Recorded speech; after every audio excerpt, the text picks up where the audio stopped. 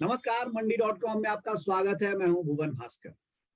मंडी.com में वैसे तो हर हफ्ते हम हाजिर होते हैं लेकर आपके लिए बहुत सारी बातें किसानों की, किसानी की और खेती की। इसी संदर्भ में आज भी हम बात करेंगे और जानेंगे कुछ नए विषयों के बारे में। लेकिन आज की हमारी बातचीत जो है वो कुछ खास तरह की है, क्योंकि आमतौर पे जो हम बात करते हैं वो किसी एक आयाम को लेकर बात करते हैं, किसी एक बेस्ट प्रैक्टिस को उठाते हैं, उसकी बात करते हैं, या फिर किसी प्रगतिशील किसान की या किसानों के जो कृषि उपज की मार्केटिंग है उसके बारे में बात करते हैं। लेकिन आज हम बात करने जा रहे हैं इन सब के बारे में एक समग्रता के साथ। क्या है ये बातचीत, थोड़ा मैं आपको बैकग्राउंड देता हूं, फिर मैं आपको आज के मेहमान से हमारा परिचय कराऊंगा और फिर हम इस बातचीत को आगे बढ़ाएंगे। दरअसल अभी कुछ ही दिन पहले, यानी एक हफ्ते पहले, एक एफपीओ समिट का आयोजन किया गया था, यानी एफपीओ शिखर सम्मेलन का आयोजन हुआ था। इस शिखर सम्मेलन की खास बात यह थी कि इसमें भारत सरकार के शीर्ष केंद्रीय मंत्री से लेकर भारत सरकार के ऐसे तमाम विभाग और निजी कंपनियों ने भी भागीदारी की थी, जो कुल मिलाकर किसानों की बेहतरी के लिए, किसानों की चाहे वो फाइनेंसिंग आप कहें या कृषि उपज की मार्केटिंग कहें, उन सब के बारे में नए नए सॉल्यूशंस, नए नए समाधान लेकर समय समय पर प्रस्तुत होते हैं। और लगातार एक तरह से देखा जाए तो उनका काम जो है इस इकोसिस्टम को बेहतर करने का है। इसमें बहुत सारे मुद्दों की चर्चा हुई, अलग अलग सेशंस थे जिसमें कि अलग अलग जो विशेषज्ञ थे, इस क्षेत्र से जुड़े हुए लोग थे, उन्होंने कई सारे समाधान बताए, कई सारे उपाय, जो समस्याएं हैं उनको लेकर वो सामने आए। इन सब पर बहुत विस्तृत चर्चा हुई। हमें ये लगा कि आप लोगों को इस पूरी चर्चा के बारे में, क्योंकि सब लोग इसमें शामिल नहीं हो सके थे, उनको बताना चाहिए। इसी पूरे सम्मेलन पर हम आपके साथ चर्चा करेंगे। इस सम्मेलन में केंद्रीय कृषि एवं किसान कल्याण मंत्री नरेंद्र सिंह तोमर जी भी थे, और जो राज्य मंत्री हैं उसी विभाग के कैलाश चौधरी, वो भी थे। उसके अलावा नाबार्ड के चेयरमैन थे, उसके अलावा सेबी से होल टाइम डायरेक्टर थे, होल टाइम मेंबर थे, और साथ ही एग्री कमोडिटी एक्सचेंज एनसीडीईएक्स के एमडी ने भी उसमें भागीदारी की थी। ये पूरा आयोजन जो है वो एनसीडीईएक्स की ओर से ही किया गया था। और इसीलिए आज इस पूरे मामले पर चर्चा करने के लिए, समझने के लिए, हमने अपने साथ जिस मेहमान को जोड़ा है उससे आपका परिचय करा देते हैं। हमारे साथ एनसीडीईएक्स के chief business officer Kapil Dev जुड़े हैं, जो इस पूरे कार्यक्रम में जो चर्चा हुई उसके एक तरह से, जिसको पाथेय कहते हैं, यानी उससे निकलकर सामने क्या आया है, उस पर बातचीत हमारे साथ आज करेंगे। कपिल, आपका बहुत बहुत स्वागत है मंडी.com में। धन्यवाद भुवन जी। कार्यक्रम की शुरुआत हम करें इससे पहले आपको हम एक छोटा सा वक्तव्य सुनाते हैं जो केंद्रीय कृषि एवं किसान कल्याण मंत्री नरेंद्र सिंह तोमर की ओर से इस एफपीओ समिट में दिया गया। इससे आपको ये समझ में आएगा कि पूरी एफपीओ की जो प्रणाली है, इसको लेके सरकार की सोच क्या है, और उस समझ के साथ हम फिर इस चर्चा की शुरुआत करेंगे। एफपीओ इस परिकल्पना का और विस्तार करने की आवश्यकता है, क्योंकि हमारे देश में छोटे किसानों की संख्या ज्यादा है, और हम सब जानते हैं कि जब रकबा छोटा होगा तो उसमें निवेश करना किसान के लिए तो कठिन होता ही है, कोई दूसरा व्यक्ति भी निवेश करने के लिए आगे आता नहीं है। लेकिन एफपीओ एक ऐसा माध्यम है जिससे बहुत सारे छोटे किसान एक स्थान पर एकत्रित हो सकते हैं, अपनी खेती में आने वाली लागत को कम कर सकते हैं, अपने उत्पादन की गुणवत्ता को बढ़ा सकते हैं, सामूहिक रूप से टेक्नोलॉजी का उपयोग कर सकते हैं, सामूहिक रूप से उपकरण खरीद सकते हैं, सामूहिक रूप से आदान खरीद सकते हैं, जिससे कि निश्चित रूप से उनके उत्पादन में लागत भी कम होगी, और जो उत्पाद बनेगा उसकी गुणवत्ता और उसका प्रकार एक अच्छा होगा, और कोई भी ग्राहक उस तक पहुंच सकता है, वो ग्राहक तक पहुंच सकते हैं। इस प्रकार का ब्रिज एफपीओ के माध्यम से आसानी से उपलब्ध हो सकता है। तो ये थे कृषि और किसान कल्याण मंत्री नरेंद्र सिंह तोमर, जिन्होंने बताया कि किस तरह से एफपीओज के आने से आने वाले समय में जो पूरा कृषि परिदृश्य है वो बदलने की उम्मीद की जा सकती है, और उसकी ओर सरकार काम कर रही है। अब हम चलते हैं आज के हमारे मेहमान के पास।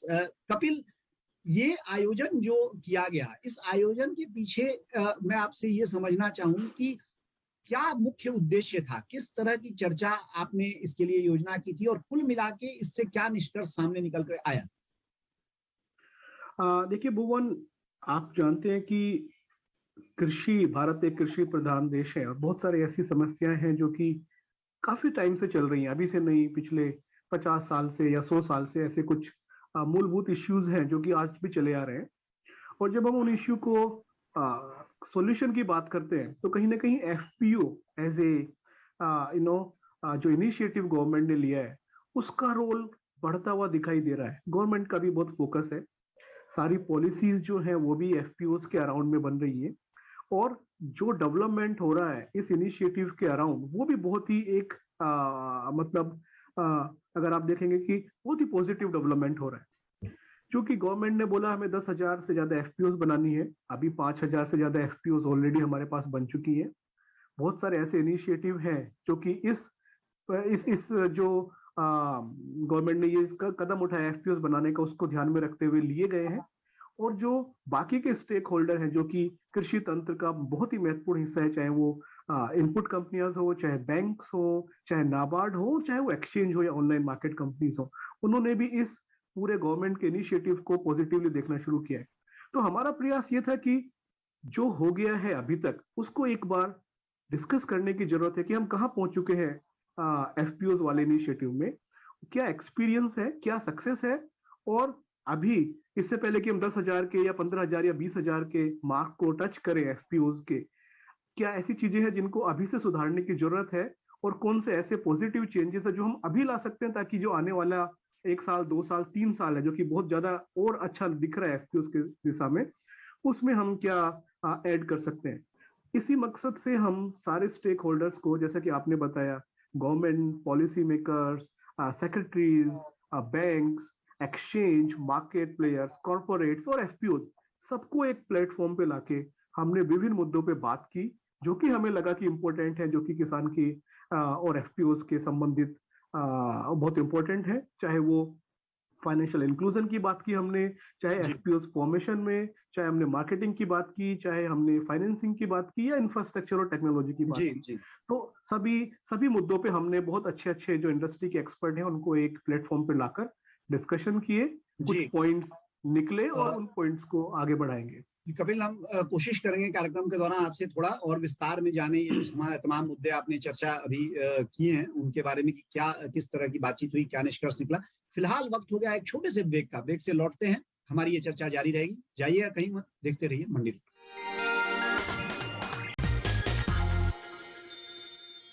एक बार फिर स्वागत है आपका मंडी.com में। हम बात कर रहे हैं आज एफपीओ समिट की, जो अभी कुछ ही दिन पहले आयोजित हुआ, जिसमें केंद्रीय कृषि और किसान कल्याण मंत्री नरेंद्र सिंह तोमर और राज्य मंत्री कैलाश चौधरी ने भी भागीदारी की, और उसके अलावा तमाम सरकार के उच्च अधिकारियों से लेके और जो कृषि क्षेत्र से जुड़े हुए चाहे सरकारी विभाग हों या निजी कंपनियां हों, उनके प्रतिनिधियों ने भी उसमें हिस्सा लिया।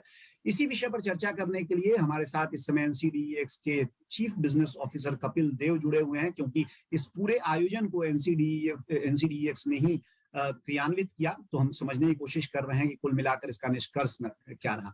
चर्चा में हम आगे बढ़े उससे पहले आपको हम सुनवाते हैं एक बाइट, जो बाइट है सेबी के whole time member S K Mohanty का। एसके मोहंती ने इसमें समझाया है कि किसानों के लिए जो बाजार है वो किस तरह से, जो वायदा बाजार है उसको वो कैसे काम करता है और किस तरह से वायदा बाजार का फायदा किसान उठा सकते हैं। आइए सुनते हैं।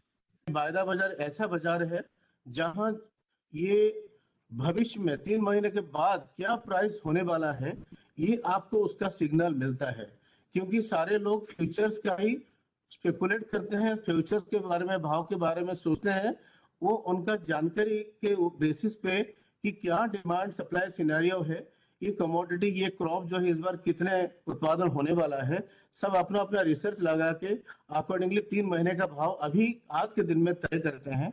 और ये फार्मर इस मार्केट में पार्टिसिपेट करे या ना करे, ये जो सिग्नल मिलता है और ट्रांसपेरेंटली मिलता है, एनसीडीएक्स का एक्सचेंज के स्क्रीन पे मिलता है, सारे भारत में सब जगह मिलता है।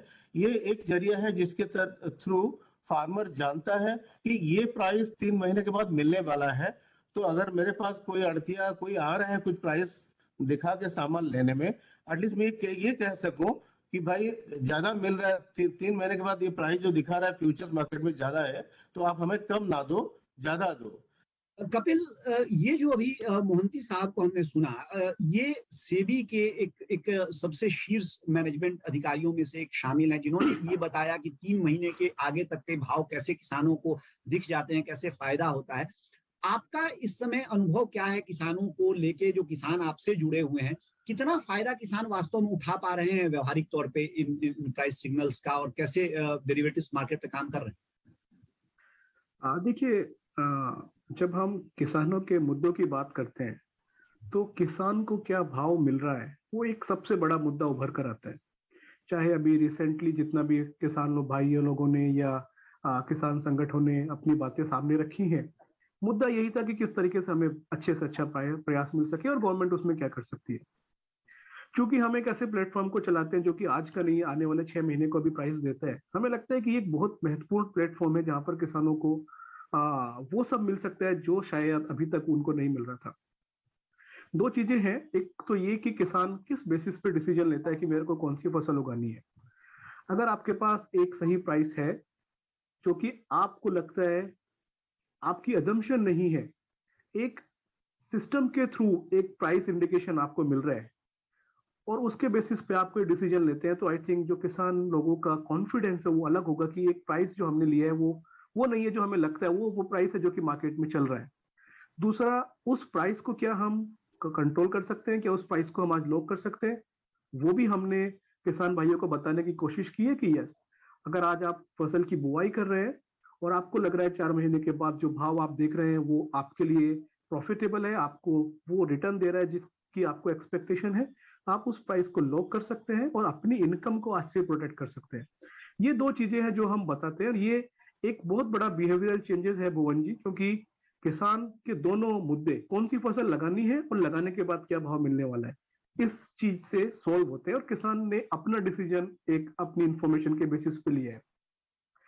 रही बात लोगों के इस्तेमाल करने की, हमने बहुत इनिशिएटिव लिए हैं और आई थिंक मोहंती जी भी यही बोलना चाह रहे थे कि ये मार्केट जो है बहुत सारे सॉल्यूशन प्रोवाइड करता है मार्केटिंग साइड का, और हमने इसी कॉन्सेप्ट को आगे बढ़ाते हुए कुछ ऐसे इनिशिएटिव लिए, हमने पायलट प्रोजेक्ट चलाया, एफपीओस को ट्रेड कराया, अभी भी हम कंटिन्यूअसली उनके साथ मिलकर उनको इसके बारे में सिखा रहे हैं। पर अभी तक जितना भी एक्सपीरियंस हमारा रहा है बहुत ही अच्छा रहा है। अभी तक हमें कोई भी एफपीओ ने ऐसा नहीं बोला है कि इसको करके हमें नुकसान हुआ है। फायदा हुआ है, चाहे वो इन्फॉर्मेशन का फायदा हो, चाहे वो उनके रियलाइजेशन का फायदा हो, चाहे उनके कॉन्फिडेंस में फायदा हो, तो बहुत अच्छा फायदा। और हमें लगता है कि ये आगे जाके बड़े लेवल पे एफपीओस के द्वारा यूज किया जाएगा और जैसे जैसे जानकारी बढ़ती रहेगी, नॉलेज बढ़ती रहेगी, किसान भाई और एफपीओ इसको ज्यादा अच्छे से यूज करते चले जाएंगे। ये बातचीत हमारी जारी रहेगी। फिलहाल वक्त हो गया है छोटे से ब्रेक का, लौटते हैं तुरंत। जारी देखते रहिए मंडी डॉट।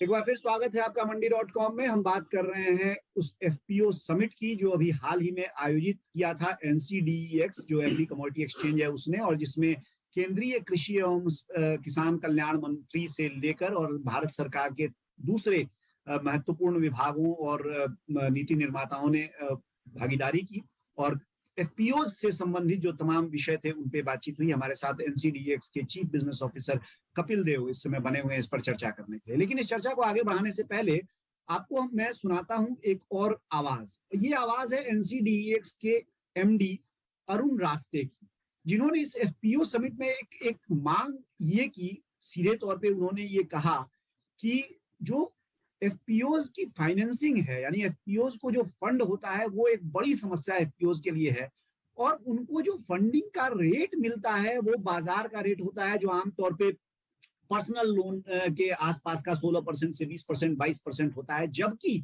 वहीं किसानों के लिए ये जो दर है वो 4% और 6% है। तो एनसीडीएक्स के एमडी ने ये सवाल ये उठाया कि क्यों नहीं एफपीओज को भी किसानों के लिए जो ऋण की दर है उसी पे ये ऋण दी जा सकती है। आइए सुनते हैं ये बात, उसके बाद करेंगे इस पर कपिल देव से। एक तो ये है कि जो क्रेडिट नीड्स है एफपीओस की, उसके बारे में अगर मंत्री जी कुछ कर सकें तो बहुत अच्छा होगा, क्योंकि जैसे किसान के लिए किसान क्रेडिट कार्ड होता है, उस तरह एफपीओ के लिए अगर एफपीसी क्रेडिट कार्ड बन जाए तो ये एफपीओ को हर बार जो बैंकों के पास जाना पड़ता है अपनी वर्किंग कैपिटल के लिए या अपनी टर्म लोन के लिए, ये खत्म हो जाएगी।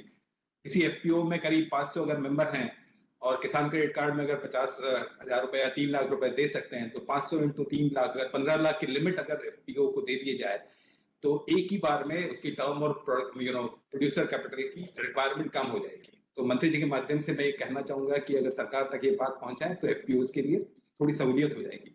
और दूसरा ये है कि एफपीओ आज भी 12 से 18% पे अपनी बोरोइंग करते हैं और बैंक इस वक्त भी एफपीओ को बहुत आसानी से पैसा नहीं दे रहे हैं। तो ये एक सोचने योग्य विषय है कि मिनिस्ट्री ऑफ फाइनेंस से सर लेना इसके लिए आपको बहुत जरूरी होगा कि एफपीओ को भी 6% तक, जब किसानों को अगर 6% पे या 7% पे 8% पे पैसा मिल सकता है, एफपीओ को भी किसानों की ही संगठना है, तो उनको भी 12 या 18 की जगह अगर 6 या 7% पे पैसा मिल जाए तो इसके लिए बहुत सुविधा होगी। और तीसरी एक छोटी सी चीज जो है कि हम लोग वेयर हाउसिंग, जो जितना ज्यादा हमारा फूड प्रोडक्शन हो रहा है, एफपीओ अगर वेयर हाउस खुद बना लें और उनके लिए उनको थोड़ा लोन मुहैया करा दें, तो हमारे यहाँ जो संस्करण और भंडारण की जो सुविधाएं हैं गाँव में वो भी बढ़ जाएगी और इंडिया एक बहुत बड़ा एक्सपोर्ट हब हो जाएगा। माननीय मंत्री जी से हमारा अनुरोध रहेगा कि इन तीनों के लिए अगर आप एफपीओ को सपोर्ट कर दें तो ये जो हम 316 मिलियन टन इस साल कर रहे हैं, अगले साल 25% इसमें और बढ़त होगी और हमारा एग्री एक्सपोर्ट भी बढ़ जाएगा। सभी जितने भी एफपीओ देश में है वो चाहते हैं कि देश जो आज नंबर 4 की इकोनॉमी है, नंबर 2 या नंबर 3 पर आ जाए बहुत जल्दी, और कृषि क्षेत्र का इसमें पूरा योगदान रहेगा। मैं पूरे एफपीओ जितने भी हैं, एनसीडीए से जुड़े हुए हैं, बाकी संस्थाओं से जुड़े हुए हैं, सभी को मैं बधाई देना चाहता हूं उनके इस उपलब्धि में उनके योगदान के लिए। धन्यवाद। तो कपिल, ये जो मुद्दा है, ये निश्चित तौर पे आप एफपीओ के साथ काम कर रहे हैं तो आपको पता होगा कि ये कितना महत्वपूर्ण मुद्दा है। इस पे आपको क्या लगता है कि जो चर्चाएं आपके इस एफपीओ समिट में हुई और जिस दिशा में हुई, उसका कुछ किस तरह का रिजल्ट आप देख रहे हैं? क्योंकि आप बहुत सारी ऐसी कंपनियों के साथ भी काम करते हैं जो किसानों के लिए इस तरह की फाइनेंसिंग प्रोवाइड कराती हैं। देखिए, बहुत ही सकारात्मक डिस्कशन हुआ भुवन, और क्योंकि गवर्नमेंट का बहुत बड़ा फोकस है और कृषि मंत्री खुद वहां पर प्रेजेंट थे, तो उनके जो, अगर आपने जो अभी सुना है, वो यही बोल रहे हैं कि एक बहुत बड़ा इनिशिएटिव है जो गवर्नमेंट ने लिया है। वो जितने भी मिसिंग पीसेस हैं एग्रीकल्चर डेवलपमेंट के लिए, government FPO as a tool को यूज करके उसको आगे बढ़ा रही है। और जितने भी स्टेक होल्डर से मैं कहना चाहूंगा कि सबने एक बहुत ही पॉजिटिव रेस्पॉन्स दिया है कि यस, बहुत पॉजिटिव डेवलपमेंट हो रहे हैं, फार्मर्स आगे बढ़कर एफपीओ में कनेक्ट कर रहे हैं, एफपीओ ने बहुत अच्छे अच्छे इनिशिएटिव लिए, चाहे वो टेक्नोलॉजिकल इनिशिएटिव हो, चाहे वो मार्केटिंग इनिशिएटिव हो, चाहे वो फाइनेंशियल इंक्लूजन हो, और कहीं ना कहीं इन सब इनिशिएटिव्स का एक बहुत ही सकारात्मक और पॉजिटिव इम्पैक्ट फार्मर्स और फार्मिंग के ऊपर, दोनों के ऊपर पड़ रहा है। और जो भी अगर हम देखा जाए, जितने भी डिस्कशन हुए, चाहे वो टेक्नोलॉजी के हुए हो या इंफ्रास्ट्रक्चर के हुए, सबने यही बोला है कि जो प्रॉब्लम हम देखते थे वो कहीं ना कहीं शायद अभी डिस्कस हो रही है, और एफपीओ का एक बहुत बड़ा रोल धीरे धीरे आइडेंटिफाई हो रहा है उन प्रॉब्लम को सोल्व करने में। जैसे कि मैं एग्जांपल बताऊं, माइक्रो लेवल इंफ्रास्ट्रक्चर का बात हुआ, उसमें यह बताया गया कि हाँ, जो हम ये पोस्ट हार्वेस्ट लॉस की बात करते हैं, बहुत लंबे समय से हम सुनते आ रहे हैं कि इतना लॉस है। अभी गवर्नमेंट ने एआईएफ चलाया है, गवर्नमेंट ने एफपीओ का इनिशिएटिव लिया है, तो इसको हम काफी अच्छे तरीके से सोल्व कर सकते हैं। डिजिटलाइजेशन की बात हुई कि किस तरीके से जो डिजिटल और टेक्नोलॉजिकल डेवलपमेंट हो रहे हैं वो कैसे एफपीओ को यूज करके फार्मर्स तक पहुंचाए जा सकते हैं, लास्ट माइल तक पहुंचाए जा सकते हैं, किस तरीके से इंफॉर्मेशन एक्सेस को अच्छे से किया जा सकता है। और एफपीओ आने से जो फाइनेंशियल इंस्टीट्यूट्स है, बैंक्स, उनकी जो सोच है कि फार्म इंश्योरेंस या फार्म क्रेडिट किस तरीके से अच्छे से पहुंचाया जा सकता है, कैसे एक्सेस बढ़ाया जा सकता है, वो उन्होंने भी बहुत पॉजिटिव रेस्पॉन्स दिया। तो मुझे लगता है बहुत ही अच्छा डिस्कशन रहा। ऑफ कोर्स हमेशा एक जर्नी तय करने के बाद ये जानना जरूरी होता है कि आगे की जर्नी अच्छे से किया जाए, उसके लिए हमें क्या करना है। वो पॉइंट्स भी हमारे पास बहुत अच्छे से रहे, हम उसके ऊपर काम कर रहे हैं, और एक रिकमेंडेशन रिपोर्ट हम निकालेंगे। और मैं अपील करूंगा कि सब लोग पढ़ें उसको, और हम तो देंगे ही सबको, बट उसके बाद भी अगर किसी एफपीओ को, फार्मर्स को, या किसी भी स्टेक होल्डर को ऐसा लगता है और ऐड करने की जरूरत है, तो हम उसको एज ए सजेशन लेने के लिए तैयार हैं। और डेफिनेटली उनको इंक्लूड करेंगे। जी, चलिए कपिल, ये बहुत सारी बातें आपने बताई हैं और मैं आपको हमारे किसान भाइयों की ओर से धन्यवाद देना चाहूंगा कि जो इस तरह की चर्चाएं होती हैं निश्चित तौर पे उस पर निकल कर काफी कुछ आता है और जो पॉलिसी मेकर्स हैं, मंत्री हैं, सरकार हैं, उनको बहुत सारी नई चीजें समझ में आती हैं। क्योंकि समय बहुत कम था तो हम बहुत विस्तार से चर्चा नहीं कर पाए, लेकिन आपको बताएं कि इस एफपीओ समिट में 3 टेक्निकल सेशंस थे जिनमें एफपीओ रिप्रेजेंटेटिव्स भी 3 अलग अलग, महाराष्ट्र से, गुजरात से और आंध्र प्रदेश से एफपीओ के प्रतिनिधि वहां पर थे जिन्होंने अपने अनुभव और अपनी समस्याएं भी वहां पर रखी। तो इस तरह के मौके कम ही मिलते हैं कि सीधे एफपीओ मंत्रियों से बात करें और उसका निश्चित तौर पे एक आने वाले दिनों में जो पॉलिसी मेकिंग होती है उसमें उसका असर दिख सकता है। कपिल, बहुत बहुत धन्यवाद आपका हमारे साथ कार्यक्रम में शामिल होने के लिए और ये तमाम बातें हमारे दर्शकों से साझा करने के लिए। धन्यवाद, थैंक यू। ये थे कपिल देव, एनसीडीईएक्स के चीफ बिजनेस ऑफिसर, जो बात कर रहे थे हमारे साथ एफपीओ समिट के बारे में। फिलहाल अब मुझे दीजिए इजाजत मंडी.com से, क्योंकि हो गया है वक्त हमारे चलने का। लेकिन बने रहिए हमारे साथ, देखते रहिए डीडी किसान, क्योंकि डीडी किसान पर खबरों और कार्यक्रमों का सिलसिला जारी है। आपकी राय हमारे लिए बहुत महत्वपूर्ण है। आप हमारे टोल फ्री नंबर पर कॉल कर सकते हैं और अपनी राय दे सकते हैं। साथ ही आप ईमेल के जरिए भी हमें अपनी राय दे सकते हैं। हमारा ईमेल पता है ncdexmandi@gmail.com।